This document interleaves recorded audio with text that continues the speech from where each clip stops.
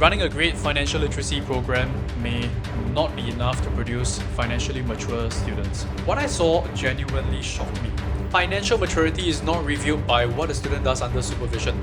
It is reviewed by what a student does when that supervision is taken away, it is removed. It is not a spending problem, it is a formation problem. Welcome to the Leaven Academy podcast. We are here to help you build future-ready youths with our experiential learning workshops.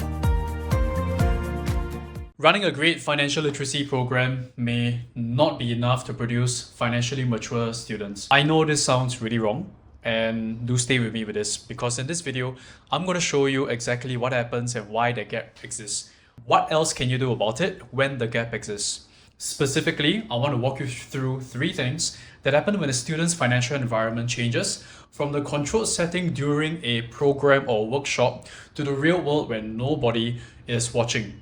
The social pressure is high and the decisions from them comes fast. I call it the autonomy, temptation, choice, load pattern. And once you see it, you will not be able to unsee it.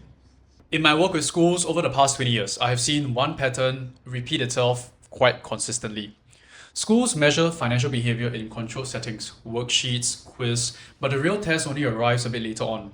When the environment changes, the oversight disappears, and the student is left alone with their own choices. Let me show you what I mean. I ran a workshop in the past, and there was this one student, really bright, gave the correct answers when questions were posed to the entire group, and she was someone I felt it was pretty outstanding. This was the kind of student that the program was designed to produce after it happens. And I was really genuinely impressed with her. So the break came and I went up to her wanting to find out a bit more about her so I can hopefully use her story to inspire the rest of the participants in the workshop. What I saw genuinely shocked me. She was there sitting with her phone opened up to a shopping app, and there I thought she was going through some purchases, which I did ask her what she was doing, and she was buying certain things. And in my opinion, it looked like she was purchasing things which were frivolous.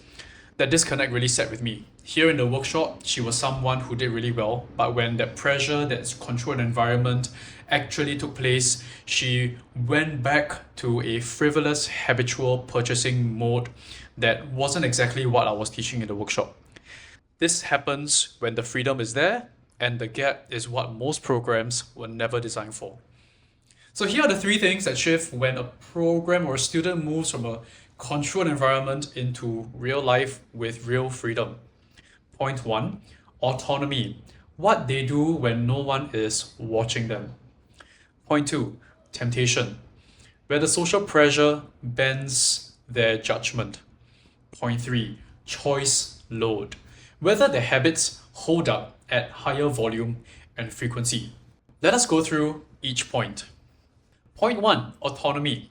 Financial maturity is not reviewed by what a student does under supervision. It is reviewed by what a student does when that supervision is taken away, it is removed. Here is why. A structured classroom where the person itself goes through that workshop, that setting, and there is no need for any self-regulation, the student doesn't need discipline because there are no other choices available.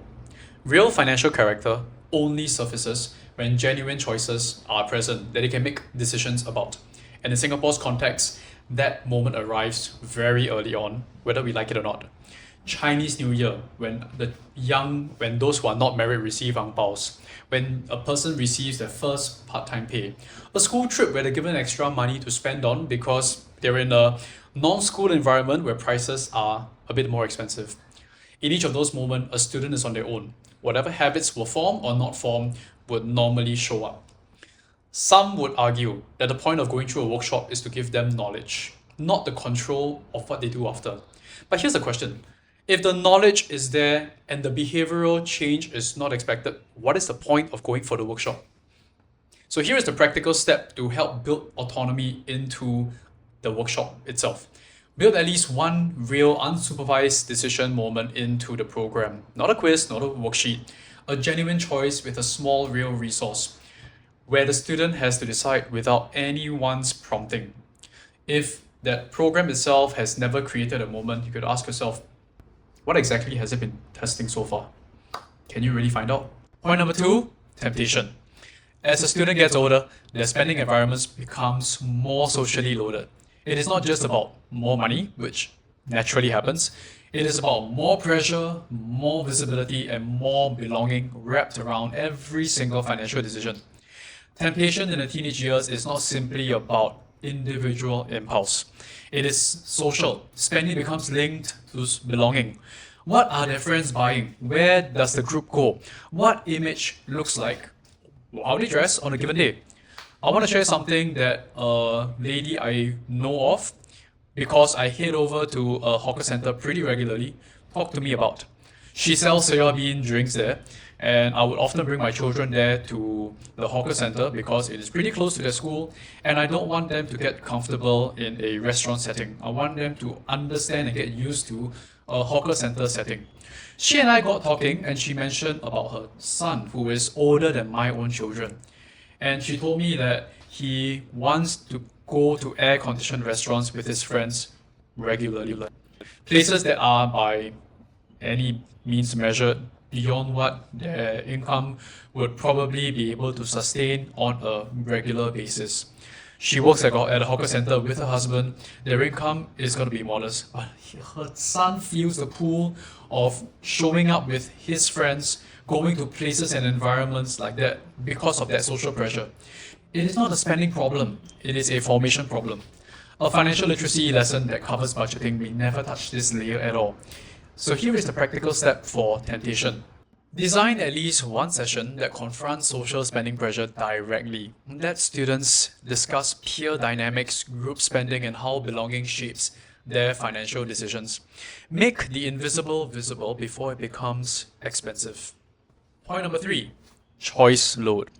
The third shift is not dramatic. It is simply the volume and frequency of a financial decision that a student is expected to make as they grow older. And that volume is where habits either hold or they collapse. In a structured workshop program, students encounter perhaps 1 or 2 moments of decisions per session. But in real life, financial decisions are quite constant. What do they eat? What do they buy? What do they pass? What to prioritize when the money does not stretch far enough?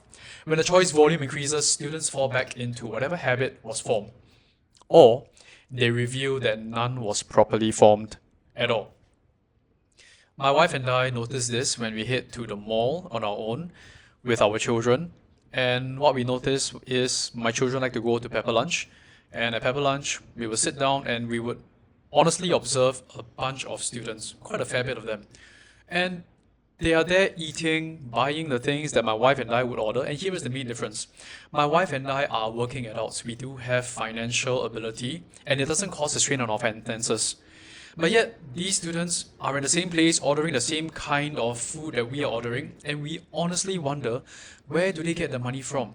So we might say that when these children go through an experience where they have to face these choices, they might figure it out eventually. Some do, not a doubt. I did too. But figuring out through experience often means making costly mistakes that if we are able to help them form during the formative years in the school environment, is going to be more helpful. That's what we should be doing. So here is the practical step for choice load. Run spaced, recurring decision moments across the program, not just one-off sessions. Repeated low-stakes practice builds the habits that hold up under higher decision volume later on. Think formation, not about specific events. So to recap, financial maturity is not revealed in a lesson, it is really revealed in freedoms given to the child. 3 things to hold on to. Autonomy. Build real, unsupervised choices into the program design. That will help. Temptation. Design for social pressure, not just individual impulse. And finally, space out your program so habits form through repetition, not through a single session, because habits don't just form one-off. It takes time, it takes repetition. If this has raised questions about your school's program and what it is actually building, that is the right response. I've put together a free resource at leavenacademy.com/free gift that will help you take this further. The link is in the description down below. And if you found this video really helpful and useful, do like and subscribe. This helps to push it out to more people that need such a message. And I do post out content every week to help school leaders and educators like you who are serious about building programs and habits for students. And if you'd like to talk about how Leaven Academy can support your school directly, go ahead and book a free consultation at leavenacademy.com/contact. I will see you in the next video.